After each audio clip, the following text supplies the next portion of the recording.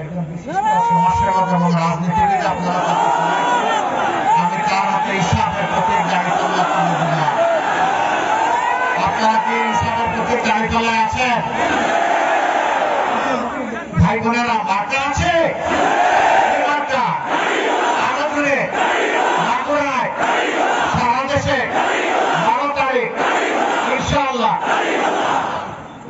এরপরে মাগুরা 2 আসন, এই আসনে বর্তমান জেলা আমির জনাব অধ্যাপক এমডি বাকের, তার হাতে আমরা ইনশাআল্লাহ তাকেও 12 তারিখ বিজয়ী করে এরপরে নিজের বুথের হিসাব আদায় করে তারপরে বলে ফিরে আপনারা শান্তিতে ঘুমাবেন, তাই না? না, আপনাদেরকে ঘুমাতে দেওয়া হবে না। বরঞ্চ আল্লাহ তাআলা যদি বিজয় দেন, শুকরিয়া কার আদায় করতে হবে?